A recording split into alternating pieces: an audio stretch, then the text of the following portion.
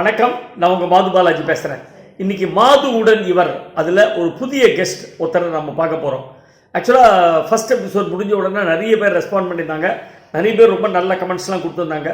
சில பேர் என்கிட்ட கேட்டுருந்தாங்க, இது மாதிரி டைட்டிலில் நீங்கள் வந்து ரஜினி, கமல், அது மாதிரி கிரிக்கெட் பிளேயர் ஸ்ரீகாந்த், இந்த மாதிரி நிறைய பேர் காமிச்சிருக்கீங்களே, இதெல்லாம் வரப்போகிறதா அப்படின்னு சொல்லி கேட்டாங்க. என்ன சார் போங்க இருக்க, உடனே எல்லாம் கொடுத்துட முடியுமா? கொஞ்சம் சேனல் பாப்புலர் ஆகணும், அதுக்கப்புறம் தான் நான் கொடுக்க முடியும். எல்லாம் ட்ரை பண்ணிகிட்டு இருக்கேன். இப்போது குழந்தைங்கள்லாம் ஸ்கூல் படிக்கும்போது 4ஆம் கிளாஸ் 5ஆம் கிளாஸ் படிக்கும்போது என்ன சொல்லுவோம், நீ என்னவா ஆகுறேன் அப்படின்னு கேட்டால் ஐஏஎஸ் ஆகுறேன், நான் டாக்டர் ஆகுறேன், நான் இன்ஜினியர் ஆகுறேன் அப்படின்னு. அதோட ஆம்பிஷன் அது சொல்லுவோம். கடைசியில் அல்டிமேட்டாக என்ன ஆச்சுங்கிறது அதுக்கப்புறம் பார்த்தா தான் தெரியும். அந்த மாதிரி இது என்னோடய ஆம்பிஷன், இவங்கெல்லாம் கொண்டு வரணுங்கிறது பார்ப்போம். என்னால் முடிஞ்ச வரைக்கும் எவ்வளோ முடியுமோ அதை நான் கொடுக்குறேன்.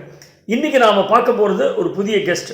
இவர் வந்து மிகப்பெரிய ஹியூமரிஸ்ட்டு, பேசிக்காக ஹியூமர் சென்ஸ் உள்ள ஒரு மனுஷன். இப்போ சமீபத்தில் ஹியூமராலஜின்னு ஒன்று ஆரம்பித்து சக்க போர்டு போட்டுருக்காரு. பெரிய கிரிக்கெட்டர். அந்த காலத்தில் வந்து மிகப்பெரிய ஸ்பின் பவுலராக இருந்தார். அதை தவிர அவர் வந்து பாலிட்டிக்ஸ் பேசுவார். அதுக்கப்புறம் குரூப் டிஸ்கஷன்லாம் கலந்துப்பார். தனியாக மேடை பேச்சு பேசுவார். ஸ்டாண்டப் காமெடி பண்ணுவார். கம்பேரிங் பண்ணுவார். கமெண்ட்ரி சொல்லுவார். செய்யாததே கிடையாது. அப்படிப்பட்ட ஒரு ஆள். நடிகரும் கூட. மேடை நாடகம் எழுதியிருக்காரு, சினிமாவில் ஆக்ட் பண்ணிருக்காரு. அப்பேற்பட்ட பன்முகம் கொண்ட ஒரு மனிதர். மோகனன் ரொம்ப விரும்பின ஒரு நகைச்சுவை எழுத்தாளர், நடிகர். ஏன்னா அவருடைய நகைச்சுவை தான் மோகனுக்கு அவ்வளோ பிடிக்கும். பிகாஸ் மோகன் வந்து நிறைய இந்த ஸ்லேடையில் நிறைய எழுதுவான். அந்த மாதிரி எழுதக்கூடியவர் இவர். அது மட்டும் இல்லை, ரொம்ப நெடுநாளைய நண்பர் கிரேசி மோகனுக்கு எனக்கும். அப்படிப்பட்ட ஒரு பர்சனை தான் இன்றைக்கி நாம் பார்க்க போகிறோம். அவர் வேறு யாரும் இல்லை, நம்ம பாஸ்கி. வாங்க, மாதுவுடன் இவரில் பாஸ்கியை நாம் சந்திப்போம். நமஸ்காரம் பாஸ்கி. நமஸ்காரம் மிஸ்டர் ஃபேமிலி மேன் பாலாஜி. அதாவது பலதரப்பட்ட ஃபேஸஸ் உங்களுக்கு இருந்தாலும் இன்னைக்கு நாம பேச போகிறது கிரிக்கெட்டை பற்றி. ஓகே. கிரிக்கெட் பாஸ்கியோட தான் இன்னைக்கு டிஸ்கஷன். அதாவது இப்போ இந்தியா வர்சஸ் ஆஸ்திரேலியா மேட்ச் முடிஞ்சது. ஃபர்ஸ்ட் டெஸ்ட் அட் ஆஸ்திரேலியா பர்த்தில் நடந்தது. இது வந்து ரொம்ப ஹைப்புக்கு அப்புறம் ரொம்ப இந்தியா என்ன பண்ண போகிறது, 3 நஷ்டம் இங்கே நியூசிலாண்டோட. அதை தாண்டி ரொம்ப முறையிலே போய் இங்கேருந்து கிளம்பி அங்கே போனாங்க. அங்கே போயிட்டு பர்த்தில் ஒரு சூப்பர் ஹிஸ்டாரிக் வின் ஒன்று பண்ணாங்க. இதுக்கு முன்னாடி இந்தியா அந்த மாதிரி பண்ணியிருக்கா ஆஸ்திரேலியாவில். அண்டு இந்த விக்டரியை நீங்கள் எப்படி பார்க்குறீங்க ஆஸ் எ கிரிக்கெட்டர்? இது அவுட்ஸ்டாண்டிங். நம்ம ஏற்கனவே 36 ஆல் அவுட் ஆனோம் ஒரு வாட்டி, 21ல் நினைக்கிறேன். அப்போ 36 ஆல் அவுட் ஆகிட்டு விராட் கோலி குழந்தை பிறந்ததுன்னு சொல்லிட்டு இங்கே வந்தார். அப்போ taken over by Rahane took over the captaincy. So நம்ம 36 ஆல் அவுட் ஆனப்போ இந்த சீரீஸை 2-1 ஜெயித்தோம். ஸோ நம்ம என்றைக்குமே நம்ம இந்தியன் டீமோட சைக்காலஜி எப்படின்னா, இல்லை நம்மளுடைய ஃபாலோவர்ஸ், கிரிக்கெட் ஃபாலோவர் சைக்காலஜி எப்படின்னா, திட்டுன்னு திட்டினே இருந்தோம்னா அதுக்கு அடுத்த சீரீஸ் டெரிஃபிக் ஆடுவாங்க.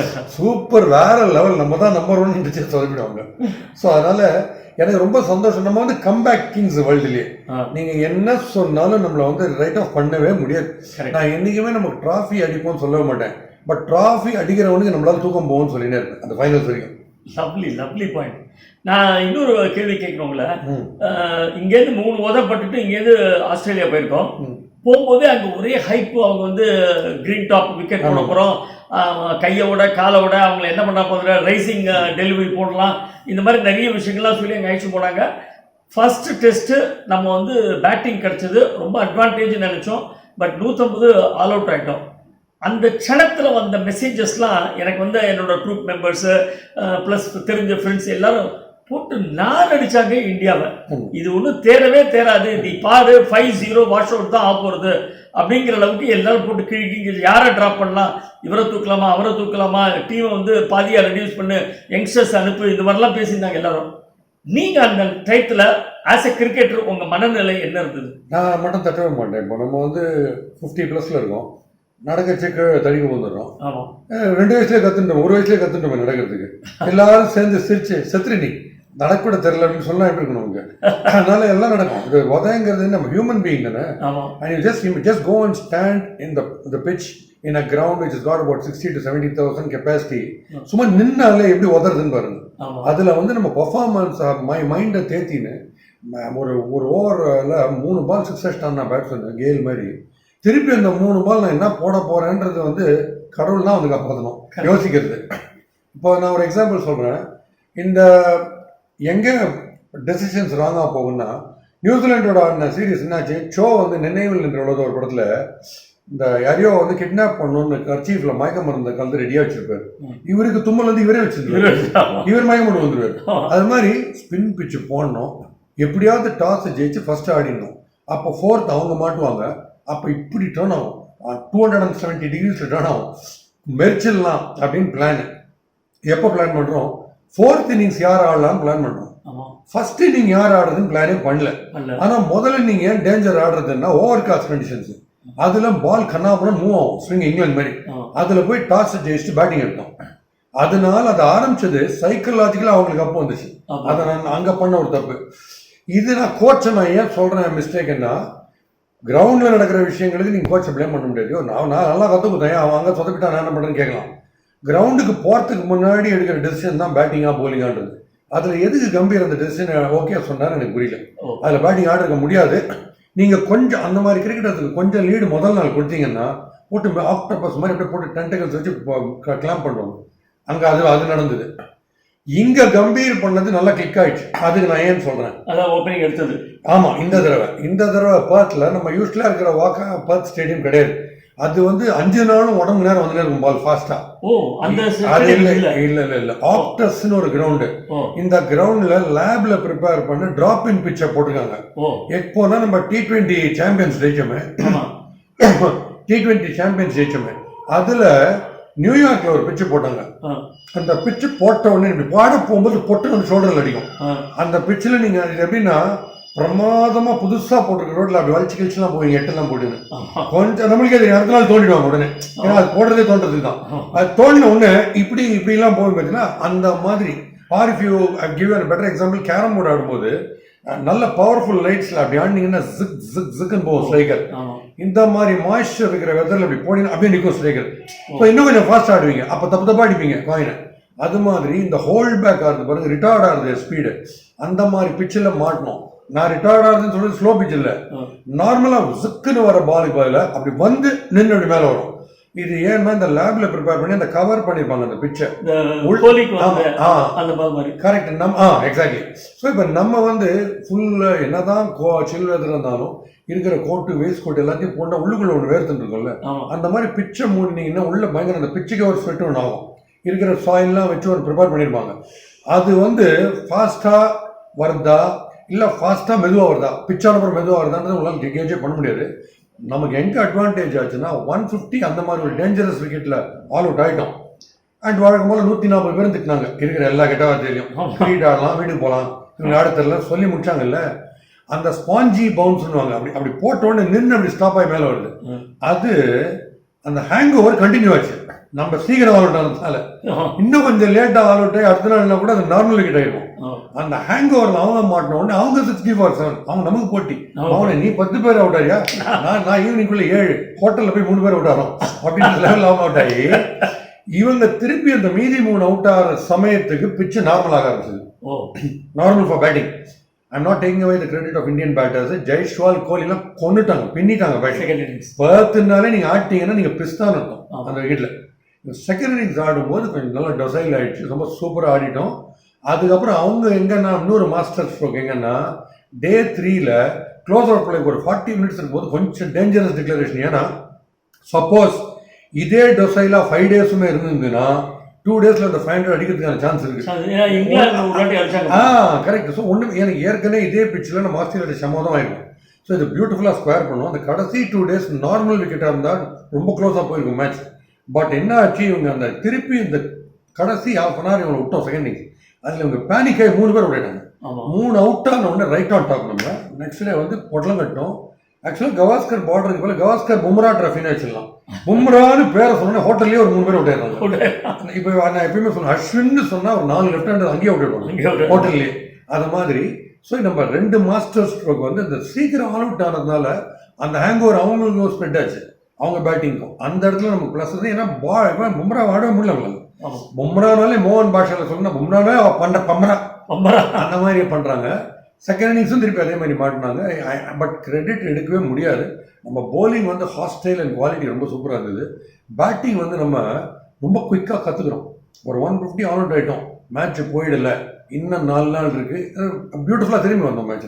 ஃபார் எக்ஸாம்பிள் 1983 வேர்ல்ட் கப் ஃபைனலில் வெஸ்ட் இண்டீஸ் ஜெயண்ட்ஸ் அவங்க தான் டான்ஸ் ஆஃப் இது வேர்ல்ட் கப் எல்லாம் அப்படி இருந்தாங்க. 2 வாட்டி வின்னு. 3வது வாட்டி 183 நம்ம வந்ததே நம்ம ஆச்சரியம். ஃபைனல்ஸ் 183 ஆல் அவுட் ஆனோடனே சீக்கா சொன்னாங்கிட்ட கப்பில் எல்லாரையும் கூப்பிட்டு ஒரே லைன் தான், வேர்ல்ட் பீட்டர்ஸ் அவங்க தான், அவங்களை ஒன்றுமே பண்ண முடியாது, நம்ம 183 ஆல் அவுட் ஆகிட்டோம். இந்த 183 அவங்க ஈஸியாக எடுத்துட முடியாது, அவ்வளோதான் சொன்னான், போட்டு மெரிச்சிட்டோம். அது மாதிரி தான். ஸோ இப்போ செகண்ட் இன்னிங்ஸை பொறுத்த வரைக்கும் நம்ம வந்து பெட்டரா ஆடணும், அவங்க பெட்டரா ஆடல. ஓகே, அதுக்கு காரணம் வந்து அவங்க போலிங்கோட நம்ம போலிங் பெட்டரா இருக்கு. நம்ம போலிங் ரொம்ப சுப்பீரியா இருந்தது. நமக்கு ரொம்ப பிடிச்சது மைண்ட் செட் இல்லை. அத்தனை யங்ஸ்டர்ஸும் போயிட்டா ஒரு மேட்ச் போயிட்டா ஒன்றும் ஆகிட போகிறதில்ல, ஒரு இன்னிங் போனதுனால. யூ கேன் ஆல்வேஸ் மேக்கப் இந்த செகண்ட் இன்னிங்ஸ். ரொம்ப பிரமாதமாக இருந்தாங்க செகண்ட் இன்னிங்ஸ், அவுட் ஸ்டாண்டிங். கோலி எல்லாரும் கரைச்சி கொட்டினே இருந்தாங்க. கோலி மாதிரி ஒரு பிளேயர் இந்தியாவில் வருதுன்றது ஒரு காட்ஸ் கிஃப்ட் ஸ்ட்ரெயிட்டாக. அந்த மாதிரி பிளேயர் எனக்கு பார்க்கவே முடியாது. ஏதோ அவுட் ஆகிறது தான் எல்லாருக்குமே ஃபார்ம் போகும். கேப்டன்சிலேயே 3 ஃபார்மேட்லேயுமே 60 to 70% ஸ்ட்ரைக் ரேட் இருக்குது கோலி. அண்ட் பேட்டிங்கில் 50+ எல்லா ஃபார்மேட்லேயும் இருக்குது பாஸ். ஃபார்ம் போகலாம், அதெல்லாம் ரைட்டு. ஆடி காமிச்சிட்டாரு, வந்து செஞ்சுரி அடிக்கிறார் பாஸ். 100ங்கிறது என்ன பிச்சை நீங்கள் ஜட்ஜ் பண்ணி க்ளோசிங் ஃபீல்டர்ஸ் இருப்பாங்க. நம்ம நார்மலாக ஆடுற T20 கிரிக்கெட் கிடையாது. பக்கத்தில் 4 பேர் வச்சோடனே பாருங்கள், நம்ம இந்தியா நியூசிலாண்டோட போட்டலாம். பக்கத்தில் 4 பேரை வச்சு 2 லெஃப்ட் ஆர்ம் ஸ்பின்னர்ஸ். அவங்க வந்து இங்கே ஒரு second division or first division ஸ்டாண்டர்ட்னு வச்சுங்க, மடிஞ்சோம். பக்கத்தில் 4 ஃபீல்டர் வச்சோம். யூஸ்வலாக நம்ம வந்து ஸ்பின்னர்ஸ் நல்லா ஆடுவோம் இந்தியன்ஸ், அப்படிதானே ஒரு தியரி இருந்தது. ஆமாம், பட் எப்படி இந்த நியூசிலாந்து டூர்ல அந்த மாதிரி மாறி நம்ம தான் ஸ்பின்னர்ஸ் இப்போ இருக்கிற யங்ஸ்டர்ஸ்க்கு ஆட வரலையா? நம்ம ஸ்பின்னர்ஸ் பிரமாதமாக ஆடுவோம் அப்படின்றது. இப்போ உங்களுக்கு திருப்பி இந்த ODI T20 ஃபார்மேட்லாம் வந்த உடனே உங்களுக்கு எல்லா பாலையும் ஆடணும்னு தோணுது இல்லை. ஸோ லெஃப்ட் ஆர்ம் ஸ்பின்னர் தான் மோஸ்ட் டேஞ்சரஸ். போடும்போது எந்த பால் வெளியில் டேர்ன் ஆகி போகுது, எது அவுட் சைட் ஸ்பின்னர் உள்ளே வந்து பேடு வரப்போகுது, எது ஸ்ட்ரெயிட்டாக வரப்போகுது, இந்த 3 டவுட் ஒன்று ஓடினே இருக்கும் மைண்டில். அதனால் இப்போ நீங்கள் T20 ODI டெஸ்ட் 3 ஃபார்மேட் இருக்குது. Ad film, short film, feature film மாதிரி. இப்போ நீங்கள் 3த்துலேயுமே ஒருத்தர் ஆடுறாருன்னு வச்சுன்னா அவனுக்கு என்ன ப்ராப்ளம்னா, அவன் அப்படி ஒரு பால் ஆட போகும்போது இது டெஸ்ட்டு, இந்த பால் விட்டுடணும், ஆர்ட் ஆஃப் லீவிங். இது ODI லைட்டாக தள்ளிட்டு ஓடலாம், இல்லை இது T20 மௌன சீவனம் அப்படின்னு ஒவ்வொரு பாலுக்கும் 3 தாட்ஸ் வந்ததுன்னா நீங்கள் எப்படி கிரியேட் ஆடுவீங்க சொல்லுங்கள்? ஸ்பெஷலைசேஷன் இருக்காது. முன்ன சொல்லுவாங்க Vivian Richard use to have 3 strokes for every ball, அவனோட கிளாஸ் தான் சொல்லுவாங்க. பட் இது எப்படி 3 வாட்டி யோசிச்சுட்டே இருப்பீங்க? அதனால மென்டல் ஸ்ட்ரெயின் ரொம்ப ஜாஸ்தி ஒவ்வொரு பால் ஆடுறதுக்கும். அதனால நீங்கள் என்ன பொறுத்த வரைக்கும் ட்ரைஃபர்கேட் பண்ணி 3 ஃபார்மேட்டுக்கு 3 ஸ்குவாட் வச்சிருக்கோம். இப்படி வச்சா இந்த ப்ராப்ளம் வரும். இப்போ ஆல்மோஸ்ட் அப்படி தான் வச்சுருக்காங்க. இப்போ அப்படி வைக்கிறது பெட்டர். சில பேர் ஓவர்லேப் ஆகுது 3ல், அவங்களால ரொம்ப அவங்களோட ஒரிஜினல் கேரியர் இன்னொரு எக்ஸ்ட்ரா 5 வருஷம் 3 வருஷத்துல முடிஞ்சிடும். இந்த ஸ்ட்ரெயின் தாங்க முடியாது. நீங்கள் 20 into 6 120 பால்ஸும் நீங்கள் ஃபுட்பால் மாதிரி ஃபோக்கஸ் பண்ணினே இருக்கணும். ஒரு தோனி எடுத்தீங்கன்னா கீப்பிங்கில் 120 ஸ்குவாட்ஸ் உட்காந்து 120 ஸ்குவாட்டுக்கு பேசிக்காக நீ இடம் கொடுக்கணும். அதை தவிர ஸ்ப்ரிங் பண்ணி ஓடுறது, டைவ் அடிக்கிறது, இதுக்கெல்லாம் ஹெல்ப் பண்ணணும். ஸோ ஃபிசிக்கல் ஃபிட்னஸ், மென்டல் டஃப்னஸுக்கு அல்டிமேட் சேலஞ்ச் ஆகிடுறது கிரிக்கெட்டுக்கு. அதனால் டெஸ்ட்டுன்னா புஜாராமா டெஸ்ட்லேயே ஆடிடுறது பெட்டர், வேறு ஃபார்மேட் வரக்கூடாது. வந்தாலும் இந்த பிரச்சனைகள் நிறைய வரும். இப்போ கோலி எடுத்துக்கோங்க, கோலி பிளே வெரி வெல். இந்த செகண்ட் இன்னிங்ஸில் அவ்வளோ சூப்பராக ஆடினாரு. ஒரு தப்பு இல்லை, ரொம்ப க்ளீன் கேமு, அவரோட எல்லா ஸ்ட்ரோக்ஸும் இருந்தது. But how long he can play? உங்களோட கணிப்பில் கோலி வந்து இன்னும் எத்தனை நாள் ஆட முடியும் நீங்கள் நினைக்கிறீங்க? நீங்கள் சொன்ன கேட்குற கேள்வி கரெக்ட். ஏன்னா இந்த ஆஸ்திரேலியன் நியூஸ்லேயே சொல்லுவாங்க, please quit the scene when you are asked why, not when you are asked why நாட்னுவாங்க. அது மாதிரி அந்த மாதிரி நல்ல ஃபார்மில் இருக்கு. கொஞ்சம் பிரச்சனை வருது, நமக்கு கன்சிஸ்டன்சி இருந்துச்சு, அவங்களே விலகிட்டா பெட்டர். ஆனால் விராட் கோலி மாதிரி ஒரு பிளேயரே கிடையாது. இப்போ டிஃபெண்ட் பண்ணியிருக்கேன். என்னன்னா பேரை கெடுத்துட்டு அவங்க நம்மளை அனுப்புற மாதிரி பண்ணிடக்கூடாது. கரெக்டாக நம்ம கவாஸ்கர் பியூட்டிஃபுல்லாக பண்ணிட்டு செம்மையாக பண்ணுறாரு. தோனியும் கொஞ்சம் ஒரு ராங்கில் போகிற மாதிரி இருந்தது எனக்கு கடைசி 1 year. அவரும் கரெக்டாக ரிட்டையர். டெண்டுல்கர் பாவம் 100th செஞ்சுரி எப்படியாவது அடிக்கணும்னு ஒரு 100 மேட்ச் அடிந்தார். அதுதான் ஒரு பிரச்சனை. அது எலியோட ஐடியா. அவர் நார்மல் டெண்டுல்கராக இருந்தால் அதை லெஃப்ட்லேயே அடிச்சிருப்பார். அந்த 100th வரும், இந்த டார்கெட்டை நினைக்க தள்ளி போயினே இருக்கும். அதனால வந்ததை தவிர அவரும் வேற தெய்வம், அபவ் ஹியூமன் பிலோ. ஏன்னா 100 செஞ்சுரி ஒரு 100 மொத்த கெரியரில் அடிக்கிறதே கஷ்டம். நிறைய டெய்லண்டர்ஸ் நம்ம பேர் மொத்த பேரும் 3 டெய்லண்டர்ஸ் வந்து 3 பால் அவுட் ஆன பரவாயில்ல, ஒரே பால் அவுட் ஆகும் 3 பேருமே. அது மாதிரி ஸோ அவங்களுக்குலாம் 100 ஆக்ரிகேட். அதில் டெண்டுல்கர் 100 செஞ்சுரிங்கிறதெல்லாம் இனிமேல் நினைச்சே பார்க்க முடியாது. ஸோ அதில் okay. But bouncing back, hitting back after going losing, அதெல்லாம் இந்தியன்ஸ் தான் நம்பர் 1 பஸ். கம்பேக் கிங்ஸ்னா இந்தியன்ஸ் தான் வேர்ல்டு. இப்போ பும்ரா எடுத்துட்டீங்கன்னா, பும்ரா கேப்டனா வந்தாரு, நல்ல போலிங் போட்டாரு, எக்ஸலண்டா இந்த கேம் வின் பண்ணாரு. அவருடைய கேப்டன்சி ஜெயிச்சு கொடுத்ததா இல்லை அவருடைய போலிங் ஜெயிச்சு கொடுத்ததா, எது வந்து நமக்கு சக்சஸ் கொடுத்தது? ரெண்டும் ஈக்குவல்னு சொல்ல முடியாது, ஏதோ சம்திங் ஏதோ ஒரு டாமினேட் பண்ணணும். டெஃபினட்டா கேப்டன்சி தான். ஏன் சொல்றேன், பும்ரா நல்ல போலர், பேட்ஸ்மேனுக்கு பயம்ன்றது வேர்ல்டு இஸ் எர்த் இஸ் ரவுண்ட்ன்ற மாதிரி, அதுல ஒன்றும் சேஞ்ச் டிபேட்டே கிடையாது. ஆனா தன்னை எப்படி யூஸ் பண்ணுன்றது ரெண்டு ரோல். இப்போ ஒரு ஸ்பிளிட் பர்சனாலிட்டி, நான் ஓவர் பால் பண்ணிடுவேன் பண்ண தோணுமா எனக்கு, ஏன்னா நான் டெரர் அவங்களுக்கு. ஸோ ஜாஸ்தி நான் போடுவேன்னா, இல்லை நான் கேப்டனு பாரு அவரே போட்டுறாருப்பா போலிங்னு சொல்லிட்டு நான் கம்மியாக போடுறேன்னா, இந்த தாட் ப்ராசஸை ஜெயிச்சு நான் கரெக்டாக தன்னுடைய போலிங்கை வேணுங்கிற இடத்துல கரெக்டான ஸ்பெல்லுக்கு வருது. ஸோ அங்கே கேப்டன்சி சூப்பர். எந்தெந்த போலர் எடுத்துனா தான் என்னென்ன முக்கியமான பிரேக் த்ரூஸ் எங்கே கிடைக்கும். நிதிஷ்குமார் ரெட்டியை கரெக்டாக எடுத்துனாரு, ராணாவை கரெக்டாக எடுத்துனாரு. ஸோ ஸ்பின்னர்ஸ் ரொம்ப கொடுக்காம தெரிஞ்சு போச்சு ஃபாஸ்ட் அன்ஈவன் பவுன்ஸு அந்த நிப் ஆஃப் த விக்கெட்டில் தான் இருக்க விஷயம் தெரிஞ்சோடனே இருக்கிற மீடியம் பேசத்தை ரொம்ப பியூட்டிஃபுல்லாக யூஸ் பண்ணதுக்கு பார்த்தீங்கன்னா கேப்டன்சி. ஸோ அவர் வெரி வெரி பிரெய்னி போலர். அவர் ஏன் ரொம்ப நம்ம ப்ளஸ் சொல்லணும்னா, போலருக்கு இப்போ தன்னுடைய போலிங்கில் ஒரு 3 6 அடிச்சான்னு வச்சுங்கன்னா அப்படியே டெஸ்பரேட்டாக ஃப்ரஸ்ட்ரேட் ஆகி நான் ஏழாது இன்னும் விட்டுலாம் போல கிரிக்கெட் தோன்ற சமயத்தில் நம்ம அப்படி கேப்பை போட்டு ஓவர் முடிச்சுட்டு இப்போ அங்கே யாரை கொடுக்கலாம், என்ன ஃபீல்ட் செட் பண்ணி யோசிச்சு பாருங்களேன். இது வந்து ஒரு ட்ராஜடிக்கு அப்புறம் போயிட்டு ஒரு செலிப்ரேஷனில் போகிற மாதிரி. அது எப்படி நீங்கள் யோசிப்பீங்க? ஸோ இவ்வளோ யோசிச்சு ப்ளஸ் அவருக்கு இன்ஜுரிஸ் வேறு, இன்ஜுரியை தாண்டி வந்து இவ்வளோ நெகட்டிவிட்டியை தாண்டி வந்து யோசிச்சு மேட்சுக்கு பர்த்தில் போய் நம்ம அவங்க கிங்ஸ் பவுன்ஸ் ஆடுற கிரிக்கெட்டில் அதில் போய் அவங்களை அடிக்கிறோம்னா இது captaincy first, next is bowling. ரெண்டுமே top 2 reasons first and second இதுதான். சரி.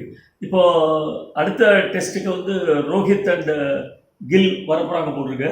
ஸோ 2 பேரும் இப்போ இங்கே ட்ராப் பண்ணணும். இந்த எக்ஸிஸ்டிங் எனக்கு தெரிஞ்ச ஃபர்ஸ்ட் ஆக்ஸ் படிக்கல் மேலே தான் விழும். ஆமாம், படிக்கல் வந்து என்ன படிக்கல நிற்கிறேன் வாழ்க்கையில் 1000 படிக்கல்லப்பா. அதனால இது மாதிரி இன்னொருத்தர் வருவார் அப்படி சொல்லிட்டு படிக்கல்ல ரிமூவ் பண்ண சான்ஸ் இருக்கு. இந்த படிக்கல் சில டால் லெஃப்ட் ஹேண்டர்ஸுக்கு இருக்கிற பிரச்சனைகள் வந்து அவங்க அந்த ஆனால் ஜெய்ஷ்வால் அதில் எக்ஸப்ஷன். ஜெய்ஷ்வால் வந்து பேட் இப்படி வருது ஃபாஸ்டா, அது வந்து எந்த பவுன்ஸ்க்கு அவர் அட்ஜஸ்ட் பண்ணிக்கிறாரு. இவங்களுக்கு அந்த பேட் கீழே வரதுக்குள்ள சிவம் டுபே டாலா இருந்து ஸ்கொயர் ஆஃப் விக்கெட் ஆட முடியல. அவங்க எல்லாம் மாட்டுறாங்க பவுன்ஸ்ல நான் பார்த்த வரைக்கும். அண்ட் ஜெய்ஷ்வால் வந்து எக்ஸ்ட்ராடினரி ஃபைனல், வேர்ல்ட்ஸ் நம்பர் 1 போறாருன்னு நினைக்கிறேன். வே இஸ் பேட்டிங் அது பர்த்ல எல்லாம் போயிட்டு முதல்ல மேடன் டெஸ்ட்லயே போயிட்டு இந்த மாதிரிலாம் ஆடுறதுன்றதுலாம் ரொம்ப ஒரு ஹம்பிள் பிகினிங்ல வந்த ஆளு. அது அதனால அவருக்கு கிரைசிஸ் ஒரு பிரச்சனையே லைஃப்லயே ஒர்ஸ்ட் கிரைசிஸை பார்த்துட்டீங்கன்னா கேம்ல போற கிரைசிஸ் இத்தனோண்டு இருக்கும், ஒண்ணுமே இருக்காது. இன்ஃபேக்ட் இந்த ரெட்டி கூட 2 மேட்சும் நல்லா ஆடிருக்கான். நான் போன யாரு இந்த ஐபிஎல் ரொம்ப ஃபாலோ பண்றேன் எனக்கு தெரியவே. நீங்க ரொம்ப கரெக்டா சொல்றீங்க. நான் போன ஐபிஎல்ல the way he was playing for SRH, I was saying he is going to be India's number 1 favorite in T20 format. But எங்க ரொம்ப கிளாஸை ப்ரூவ் பிகாஸ் அவர் ஃபீல்டிங் டாப் கிளாஸாக பண்ணுறாரு, போலிங் வந்து யூட்டிலிட்டி மேன் கரெக்டாக போடுறாரு மதன்லால் மாதிரி. அதுக்கப்புறம் பேட்டிங் வந்து 2 பால் கண்டெயின்மெண்ட் மௌன அச்சரம் ஒன்று அடிக்கிறார். இதில் அவர் வந்து அந்த T20க்கு தான் நான் சொன்னேன் எனக்கு சர்ப்ரைஸ் இந்த மாதிரி போய் டெஸ்ட் மேட்ச்சில் அட்ஜஸ்ட் பண்ணிக்கிறேன். இங்கே டாப் 10 ரீசன்ஸில் ஒரு ஃபர்ஸ்ட் 5 ரீசன்ஸில் கண்டிப்பாக முதல் 2 ரீசன்ல சொல்லலாம். அவருடைய முதல் நாக் ஆடினார்ல எல்லாரும் வழிஞ்சு 150 ஆல் அவுட் அவர் தனியாக போய் நின்று ஆடுது. அது பெரிய ஃபவுண்டேஷன் நமக்கு. இன்னும் காணாம போயிருக்கும். இப்போ Rohit Sharma is coming back. இப்போ நீங்க யாரை சஜஸ்ட் பண்ணுவீங்க? திருப்பி ரோஹித் சர்மா as கேப்டனா இல்ல பும்ரா as கேப்டனா? திருப்பி வந்தாருன்னா கண்டிப்பா ரோஹித் சர்மா தான் கேப்டன். இது என்ன நம்ம சொல்லுவாங்க சில பேர், பும்ரா வின் பண்ணிட்டாருமா அசம் அவரே பண்ணலாம், அந்த மாதிரி முடியாது. அப்படி பார்த்தா போன தடவை வந்து ரஹானே தான் பண்ணிக்கணும். விராட் கோலி திருப்பி கேப்டனா வர முடியாது. பட் அது happen, one swallow doesn't make a சம்மர்ன்ற மாதிரி இன்னைக்கு இந்த சிச்சுவேஷன்ல கரெக்டாக கிளிக் ஆயிடுச்சு இந்த சர்க்கம்ஸ்டான்சஸ்ல. அது சினிமாவுக்கு சொல்ற எக்ஸாம்பிள் தான். வாட்டர் ஸ்கேர்சிட்டி பற்றி பிரமாதமான ஆக்டர்ஸோட டாப் கிளாஸ் சப்ஜெக்டை எடுப்போம். அந்த படம் ரிலீஸ் ஆகும்போது வெள்ளம் வந்துச்சுன்னா காலி இது பிடிக்க போடும். அது மாதிரி இந்த மேட்ச்ல சூப்பராக நடந்தது. But all sudden Rohit Sharma மாதிரி கேப்டன் ரொம்ப amazingly brilliant. Rohit Sharma will you open? Rohit Sharma open தான் பண்றது பெட்டர். பட் ரோஹித் சர்மா இல்ல இப்போ யசஸ்வி கிட்ட திருப்பி அந்த ஜக்லிங் பண்ண ட்ரை பண்ண மாட்டாங்க. பிகாஸ் இப்போ கெரியர்ல ஆரம்பிச்சு பிரமாதம் ராகுலால என்ன வேணா ஆட முடியும். ராகுல் முன்னையே அவங்க எல்லாரும் திட்டிருந்தாங்க அவருடைய ஃபார்முக்குலாம். அப்ப நம்பர் 5 நம்பர் 6 வந்து பிரமாதமா ஆடி வேர்ல்ட் கப்லாம் சூப்பரா ஆடி கேஎல் ராகுல் can adjust to any order in the batting. But Rohit சர்மாக்கு லோவர் ஆர்டர் சூட் ஆகாது. அவர் fast bowling with the pace அடிக்கிறதுல கிங் புல் அண்ட் ஹுக்ஸ்லாம். ஸோ ஸோ அதனால் ரோஹித் சர்மா ஜெய்ஸ்வால் ஓப்பனிங் வருவாங்க. லோவர் ஆர்டரில் இவர் வருவார் நினைக்கிறேன், கேஎல் ராகுல். அண்ட் சப்போஸிங் கில்லியும் உள்ளே கொண்டுறதா இருந்தால் படிக்கல் அண்ட் ஜுரேல தான் ஆக்சுவலாக ஜுரேல பண்ணக்கூடாது. பட் ஜுரேல அதான் ஒரு நம்ம இந்த காம்படிட்டிவ் வேர்ல்டில் தவறி ஒரு சான்ஸ் நீங்கள் கொடுத்துடக்கூடாது. இப்போ T20 உள்ளே வரீங்க, நீங்கள் போலரா? இல்லை சார், நான் பேட்டிங் ஆடுவேன், ஓப்பனிங் ஆடுவேன், மிடில் ஆர்டர் ஆடுவேன், அம்பையரிங்கும் பண்ணுவேன், கை நானே தட்டுவேன், நான் திருப்பி அவங்க டீமுக்கும் ஆடுவேன், எல்லாம் பண்ணுறேன்னு சொல்லணும். அந்த மாதிரி இருக்கிறதுல விட்டுறக்கூடாது. Jurel outstanding player. அந்த இந்த மேட்ச் ஃபெயிலாக இருந்தாலும் உடனே படிக்கல் கொண்டுடலாமான்னு பார்ப்பாங்க கில்ல. எனக்கு தெரிஞ்சு அது நீட் கிடையாது, கில்ல உள்ளே கொண்டு வேண்டிய அவசியம் கிடையாது, ஜுரேலே ஆடலாம். அதான் ஹேசல்வுட் வந்து ஒரு கமெண்ட் ஒன்று அடிச்சிருக்காரு, இது மாதிரி இவ்வளோ ப்ரிகேரியஸாக போகும்போது நீங்கள் ஜெயிப்பீங்களா, திருப்பி இவ்வளோ ஸ்கோர் பண்ண முடியுமா அப்படின்னு கேட்கும்போது, இல்லை நாங்கள் we are aiming only at the second test, இந்த டெஸ்ட்டை மறந்தாச்சு அப்படின்னு போய் ஆட போயிருக்காரு. அது என்ன ஆஸ்திரேலியன்ஸ் என்ன அந்த அளவுக்கு ஒரு தாழ்வு மனப்பான்மை உங்களுக்கு வந்துருத்தா? அது என்ன இன்செக்யூரிட்டியா? அது ஏன் அந்த வார்த்தை வருது? இல்லை நாங்கள் செகண்ட் டெஸ்ட் யோசிக்கிறோம். இல்லை அவங்க பாதி மேட்ச் எப்படி அவங்க 6 ஃபுட்டர்ஸ் இருப்பாங்க. அந்த 6 ஃபீட்டில் வந்து ஒரு 5'9" வந்து திமிர் வண்டி தான் இருக்கும். அவங்க அடங்கவே மாட்டாங்க. கப்புல காலை வச்சு பண்ணுறது மரியாதை இல்லாமல், இல்லை இந்த மார்ஷ் பண்ணுது அது மாதிரி பண்ணுறது. ஸோ அவங்க டைலாக் விட்டுனே தான் இருப்பாங்க. பட் அவங்க பதிலே சொல்லக்கூடாது. இதெல்லாம் டெண்டுல்கர் தான் பார்த்து கற்றுக்கணும். நீ என்ன வேணா திட்டு, எனக்கு காதலே உள்ள நீங்கள் இந்த காதில் வாங்கி இதை விட்டுணும்னு சொல்றீங்களா? அதெல்லாம் கிடையாது. இப்போ இருக்கிற இந்தியன்ஸ் இந்த காதில் இங்கேருந்து விட்டு இங்கேயே வரவிட மாட்டாங்க. அதனால அவங்க பாட்டு திமிரா சொல்லிட்டு இருப்பாங்க. ஒரு செகண்ட் டெஸ்ட் ஆல்ரெடி ஆட ஆரம்பிச்ச மாதிரி இருந்தது. ஏன்னா இன்னொரு நாள் பாக்கி இருந்தவங்க ஆடிருக்கலாம், 3rd innings செகண்ட் டெஸ்ட் ஆடிருக்கலாம். ஏன்னா அந்த திமிர்லாம் இனிமேல் இந்தியா கிட்ட நடக்காது. இந்தியா வந்து 11 பேரும் எப்படி வேணா எக்யூப் பண்ணிக்கிறாங்க எல்லா சுச்சுவேஷனும். இப்போ உடனே அங்கே என்ன பண்ணாங்க, ஏன் நியூசிலாண்டில் இப்படி ஆச்சுலாம் கேட்கலாம். அது எல்லாருக்கும் ஆகும். வேர்ல்ட் கப் பீட்டர்ஸ் ஃபர்ஸ்ட் 2 சீசன்ஸில் வெஸ்ட் இண்டீஸ் சாம்பியன்ஸ் இந்த வேர்ல்டு. அவங்க வேர்ல்ட் கப் சினாரியோலேயே காணும். 6 இன்னிங்ஸில் 5-0 ஆற்ற மொய்ந்தர் அமர்நாத் டெஸ்ட்டில் கீழே விழுந்து அந்த ஸ்கல் கேப்லாம் எகிரிலாம் விழுந்தது. அவர் திரும்பி வந்து பாகிஸ்தானில் ஸ்விங்கெல்லாம் ஆடி ஸ்விங் எப்படி ஆடணும், எப்படி அவாய்ட் பண்ணணுன்றத வேர்ல்டுக்கே டியூட்டர் மாதிரி ஆடி காமிக்கிறாரு கவாஸ்கருக்கு. அப்போது நீங்கள் ஃபெயில் ஆனவங்களை வந்து ஒன்று நீங்கள் வாயமூன்றணும், இல்லை அவங்க எப்படி திருப்பி வருவாங்க, ரிடம்ஷன் எப்படின்றத நம்ம பார்க்கணுமே தவிர மட்டம் தட்டுறதுன்றது நின்று எல்லாரும் பண்ணலாம், ரொம்ப ரொம்ப ஈஸி. நம்மளை மட்டும் தட்டும்போது நமக்கு எப்படி இருக்குன்றது கொஞ்சம் யோசிக்கணும். அதனால நான் சும்மா ஹியூமர் அளவுக்கு கிண்டல் பண்ணிட்டு விட்டுருவேனே தவிர ஐ டோன்ட். இப்போ கேஎல் ராகுல், விராட் கோலி இவங்களை நம்ம கிண்டல் பண்ண முடியாதுன்னா class apart. And the pitch is the challenge to batters. அப்போ உங்களுக்கு தெரியும் அவங்க எப்படி ஆடுறாங்கன்னு. கிளாசிக் கிரிக்கெட்டில் அப் டு நம்பர் 11 எல்லாரும் அடிக்கலாம். ஓகே, அது இப்போ ஃபார் எக்ஸாம்பிள் T20 வேர்ல்டு கப்பில் அந்த ஈவ் ஆஃப் த வேர்ல்டு கப்பில் சூரியகுமார் யாதவ் சோனியாகுமார் யாதவ்னாங்க. ஹர்திக் பாண்டியாவுக்கு வந்து இப்படி செட் பண்ணுறாராம், ஃபீல்டை வந்து இப்படின்னு தரோம் ரோஹித் சர்மா. அவர் ரோஹித் சர்மா எப்படின்னு கேட்டாராம். இவர் எப்படி பண்ணலான்னா நான் ஒன்றுன்னு கேட்குறேன். அம்பானி வந்து செருப்பு தைக்கிறதுக்கு போகிறாரு, அங்கே போயிட்டு எல்லாரும் இல்லை எவ்வளோ பெரிய ஆள் நிற்கிறாரு, செருப்பு இருக்கும் உட்காந்துருக்கான் அப்படின்னு அவன் வேலை இருக்கு. இவர் கேப்டன் இப்படி தான் பண்ணுவார். அவர் போகணும், அதெல்லாம் ஒன்றும் இல்லை. ஸோ இவங்களுக்குள்ள ஹேட்ரேடு இவங்களே கிளப்பி விட்டுறாங்க. இப்போது கேமராவில் ஷார்ட்ஸில் இவர் யாருக்கோ கை காட்டுறதையும் அவர் யாருக்கோ ரெஸ்பாண்ட் பண்ணுறதையும் கூட மேட்ச் பண்ணிக்கலாம், ரொம்ப ஈஸி. ஸோ இதை ஃபஸ்ட்டு நமக்கு தெரியல. அதனால் இவங்க 2 பேருக்குள்ள ரைவல்ரி நம்மளே டிசைட் பண்ணிட்டோம். ஜடேஜாவை தோனி கண்ணாப்பனா திட்டினாருன்றோம். ஆனால் 2 பேரும் பிரச்சனை, பயங்கர பிரச்சனை, சொத்து தகராறு அப்படிலாம் பேசி ஆக்சுவலாக வின் பண்ண உடனே ஜடேஜாவை தூக்கி பிடிக்கிறாரு தோனி. ஸோ இது ஒரு பக்கம். அதனால நான் முதல்ல சொல்லியிருந்த எக்ஸாம்பிளில் ஃபர்ஸ்ட் என்ன சொன்னேன் பாலாஜி உங்களுக்கு முதல் எக்ஸாம்பிள் இதுக்கு, அது சண்டேன்னு சொன்னாரு. ஹர்திக் பாண்டியா ரோஹித் சர்மா சொன்னாங்க. Rohit Sharma poorly out of form, Virat Kohli poorly out of form, Hardik Pandya Suryakumar எல்லாம் சொல்லியாச்சு. நான் சொன்னேன் நீங்கள் வேணா பாருங்கள், T20 வேர்ல்டு கப்பில் ஜெயிக்க போகிறது இந்த 4 பேரால் தான். இவங்க பர்ஃபார்மன்ஸை நீங்கள் பாருங்கள். கடைசியில் என்ன சொன்னீங்க, பிரச்சனை கேப்டன்சியில் மும்பை இந்தியன்ஸை நாஸ்தி ஆயிடுச்சு அப்படிலாம் சொன்னீங்க. கடைசி ஓவரை ரோஹித் சர்மா யாரை கூப்பிட்டாரு, ஹர்திக் பாண்டியா கூப்பிட்டு போடுங்க. நான் ஒரு பாரில் உட்காந்துக்கிச்சு, என்னை சுற்றி எல்லாரும் சார் ரொம்ப பேசுவீங்களா இந்தியாவை பற்றி ஊற்றிக்கிச்சின்னாங்க. அதெல்லாம் நீங்கள் பண்ணுறது, ஊற்றிக்கிறதுலாம் நீங்கள் பண்ணுறது. ஒரே ஒரு ஓவர் பும்ராக்கு இருக்குது, நீங்கள் என்ன ஆகுதுன்னு பாருங்கன்னா கரெக்டாக 2 ரன் கொடுத்தாரு பும்ரா அந்த டோர்னமெண்ட்டில் ஃபைனல்ஸில். ஸோ அதை நம்ம ஜெயித்தோம். ஸோ ரைட் ஆஃப் பண்ணவே பண்ணாதீங்க. நம்ம வந்து டாப் கிளாஸாக பவுன்ஸ் பேக் பண்ணுவோம். அண்ட் ஹர்திக் பாண்டியாவுக்கு இவ்வளோ பர்சனல் ட்ராஜடி லைஃப் ஏதோ இருந்தது, அதை தவிர கேப்டன்சினால் போச்சுருந்தாங்க, மும்பை இந்தியன்ஸே நாஸ்தி ஆச்சுருந்தாங்க. அதுக்கு முந்தின 2 வருஷம் புது டீமை கேப்டன் பண்ணி ஹர்திக் பாண்டியா சாம்பியன்ஷிப்பு, இன்னொரு தடவை ரன்னர் அப். இதே அப்போது அந்த டீம் சரியாக ஆடவே இல்லை 3வது சீசனு பாண்டியா இல்லாமல். அப்போ அந்த டீம் ஹர்திக் பாண்டியாவுடைய கேப்டன்ஸ் இல்லாதனால உதன்னு சொல்லி இல்லை மாட்டீங்க, ஒருத்த மாட்டினான்னா போட்டு செவுத்தில் ஏறி அடிச்சிருது அவனை. அதனால் நான் சொல்கிறேன், இது திருப்பி வருவாங்க எல்லாருமே. இது வந்து கிளாஸ் இஸ் பர்மனெண்ட். உன்னோட டெக்னிக், உன்னோட கிரேஸ், அப்ரோச் எல்லாம் பர்மனெண்ட். ஃபார்ம் வந்து உங்களுக்கு தெரியவே தெரியாது. அப்படி போய் ஆடுறீங்க, திடீர்னு காத்துல பால் வாபிள் ஆச்சுன்னா ஒரு edge, there is no retake like movies. இன்னொரு ரெடி போடுங்க ஆடுறேன்னு சொல்ல முடியாது, போய் நேர் வேண்டி தான் உள்ள. ஸோ இதுக்கு நீங்கள் எக்ஸ்ட்ரா சான்ஸ் கொடுக்கணும். நான் விடாமல் கேஎல் ராகுலையும் கோலியும் டிபெண்ட் பண்ணினே இருப்பேன். அவங்கள நான் கலடாக பண்ண மாட்டேன். இத்தனைக்கும் கோலி அஸ்வினை ட்ராப் பண்ணும்போது நான் ஒரு தனி வீடியோ போட்டது பண்ணது தப்பு. அது வந்து ஆட்டிடியூடுக்காக, captaincy attitude. But as a batter Kohli இன்னும் 1 to 2 years சாலிடாக ஆடுவார், டவுட்டே இருக்கு. இப்போ வந்து அடுத்த டெஸ்ட் வந்து அடிலைட்ல இருக்கு, ஒரு டே அண்ட் நைட் மேட்ச். ஆமாம், நம்ம அந்த மேட்ச்சில் வந்து இப்போ இதே கான்ஃபிடன்ஸோடு நம்ம ஆடுவோம், அவங்களும் பவுன்ஸ் பேக் பண்ணுவாங்க. கண்டிப்பா அவன் திருப்பி அது கவாஸ்கர் கூட ரொம்ப சூப்பராக ஒரு டூ அடிச்சார். 295 இப்போ வின் பண்ணிருக்கோம். கண்டிப்பாக அவங்க பவுன்ஸ் பேக் பண்ணுவாங்க. That means will win by 195 runs நம்ம பயங்கரமாக என்ஜாய் பண்ணாரு முடிகிற டைத்தில். ஸோ இப்போ நம்ம அதுக்கு தாக்கு பிடிக்கிற மாதிரி நமக்கு இப்போ ரோஹித் சர்மா அண்ட் கில் உள்ளே வராங்க. So definitely it is going to be a strong thing இல்லையா? ஏன்னா ஸ்மித் அண்ட் லேபுஷன் அவங்களாம் யூஸ்வலாக நம்மளோட அடிப்பாங்க. இந்த வாட்டி யோகி பாபு மாதிரி ஒரு கமெடி தான் இருக்காங்க அவங்க. ஆமாம், லபுஷனை வந்து ஃபாஸ்ட் போடு, ஸ்பின்னு போடு, 2 பால் போடவே கூடாது சொல்லி அவர் எல்லாம் பண்ண வச்சாங்க. கையில போடி வந்து காலில் போடு.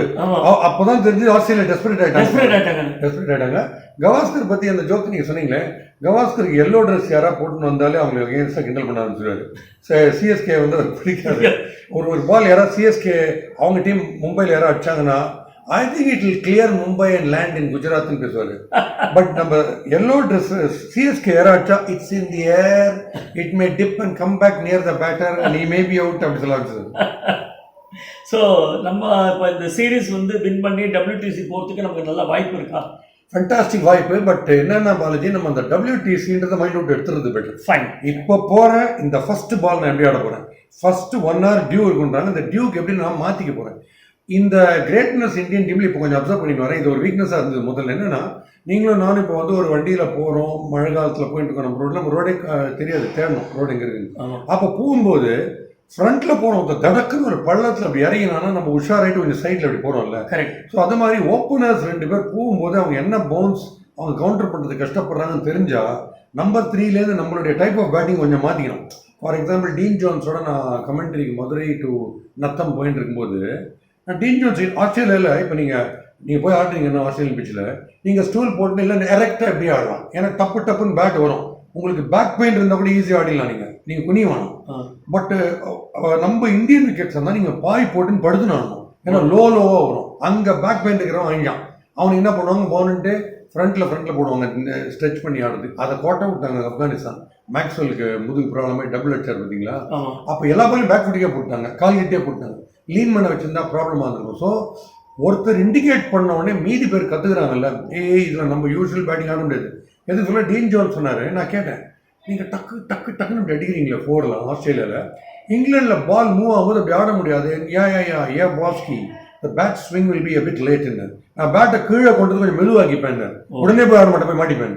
ஸோ அது மாதிரி இவங்க பிரில்லியண்ட்டாக கற்றுக்குறாங்க. அங்கே டாப் கிளாஸ் கோச்சஸ் இருக்காங்க. எனக்கு ஆஸ் அன் அப்சர்வரே எனக்கு இவ்வளோ விஷயம் தெரியுது. நான் அப்போ அங்கே ஸ்பெஷலிஸ்ட் கண்டிப்பாக அது தெரிஞ்சிடும். ஸோ இந்த சீரீஸ் வின் பண்ணுறதுக்கு நல்ல வாய்ப்பு இருக்குது. Very good chance. நான் என்ன ப்ரெடிக்ட் பண்ணேன், முதல் மேட்ச் உதப்பட சான்ஸ் இருக்குது. பிகாஸ் அந்த கண்டிஷன்ஸுக்கு சூட் ஆகிறதுக்கு. ஏன்னா இப்போ நீங்கள் இந்த பிளாஸ்டிக் விக்கெட்டு என்ன போட்டாலும் 4-6 அடிக்கிறாங்களே, அந்த பிச்சில் அத்தனை பேருக்குமே பழக்கம் காலை ஃப்ரண்ட்டில் வச்சுருவாங்க. ஏன்னா பால் மேலே வர போகிறதில்ல, நீ என்ன மோதினாலும் ஃப்ரண்ட்டில் ஆட்டுவேன். பட் நீங்கள் காலை ஃப்ரண்ட்டில் எடுக்கணும், டப்புன்னு இடுப்பு நேரம் வரும். அப்போது பேக் ஃபுட் பிளேயில் நீங்கள் ப்ரில்லியண்ட்டாக இருக்கணும். அதனால தான் கோலி கேஎல் ராகுல் நான் சொல்லினே இருப்பேன், அவங்க பாலை உடம்பு கிட்ட ஜிஆர் விஸ்வநாத் நம்மளோட கார்டு, கிரிக்கெட்டிங் கார்டு, அவங்களாம் உடம்பு கிட்ட பாலை வர விட்டு ஆடுறவங்க, அவ்வளோ வாட்ச் பண்ணி ஆடுறவங்க. ஸோ அங்கே போய் இவங்க அட்ஜஸ்ட் பண்ணிக்கிறதுக்கு பிரச்சனையாக இருக்குன்றதுனால maybe we will lose the first match, but will bounce back 2-1 or 3-1 மாதிரி நான் சொன்னேன். பட் இது என்ன ஆகி போச்சு, இன்னும் கொஞ்சம் ட்ரங்கேட்டடாக ஃபஸ்ட்டு இன்னிங் பேடாக ஆட்டம். ஆனால் அதுக்கு வந்து திருப்பி அப்படியே அழகாக திருப்பி கம்பேக் பண்ணி 1 day to spare வந்து நம்ம அடிச்சிட்டோன்றது ரொம்ப பெரிய மொரால் பூஸ்டிங் விக்டரி. இது அதில் ஒன்றும் டவுட்டே கிடையாது. இது வந்து நமக்கு கிளியர் அப்பரண்ட். இப்போ அவங்க தான் ஜாஸ்தி யோசிப்பாங்க. ஆனால் அவங்க எப்படி யோசிப்பாங்க, இவங்களுக்கு பாடி லைன் போடணும், வந்ததுலேருந்து chilli point, short like 3 slips ஒரு கல்லி வச்சு ஏற்றணும் உடம்புக்கு நேரன்ற அவங்க வருவாங்க. ஸோ நம்ம இன்னும் கொஞ்சம் பேக் ஃபுட் பிளேக்கு தயாராக இருக்கிறது பெட்டர்.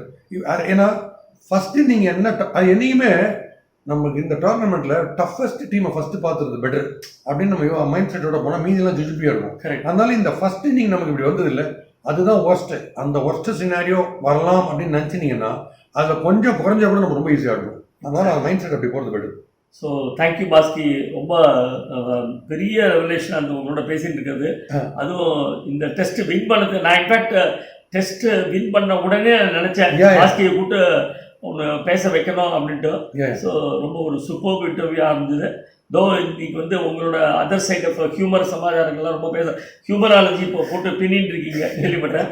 ஸோ அதெல்லாம் கண்டிப்பாக நம்ம இன்னொரு நாளைக்கு வச்சுப்போம்.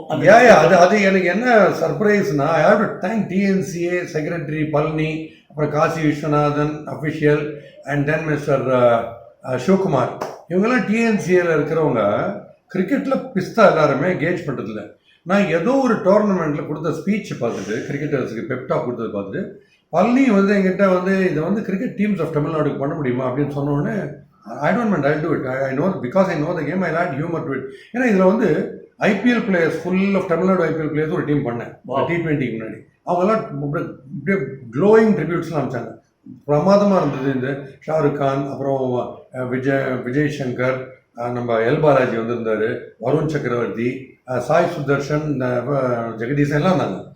அவங்களுக்கு கொஞ்சம் சிரிக்க வச்சேன். அப்புறம் அவங்க எப்படி பாசிட்டிவாக இருக்கிறது. ஏன்னா நீங்கள் எல்லாருமே டேலண்ட்டில் ப்ரில்லியன்ட்டு. இந்த லைனுக்குள்ளே போன உடனே என்ன கிரிக்கெட் ஆடுறதுன்னு ஒன்று இருக்குது. அது not the normal usual cricket. நம்ம வீட்டில் படிச்சுட்டு போய் எக்ஸாம் ஹாலுக்கு போகிற மாதிரி அந்த டென்ஷனில் தெரிஞ்சதே மறந்துடும்ல. ஸோ அந்த டிஃப்ரெண்ட் பால் கேமில் நீங்கள் எப்படி சில்ட் அவுட்டாக ஹியூமர் உங்களுக்கு ஹெல்ப் பண்ணணும், எப்படி ஹெல்ப் பண்ணணும் அப்படின்றதே இப்போ நான் சொல்லிட்டு இருக்கேன். அதனால தான் ஹியூமராலஜியை சப்ஜெக்டாக எஜுகேஷனில் கொண்டு வந்துடணும் சின்ன வயசுலேன்னு சொன்னால் அவங்களுக்கு ரொம்ப யூஸ்ஃபுல்லாக இருக்கும் ஃபியூச்சருக்கு.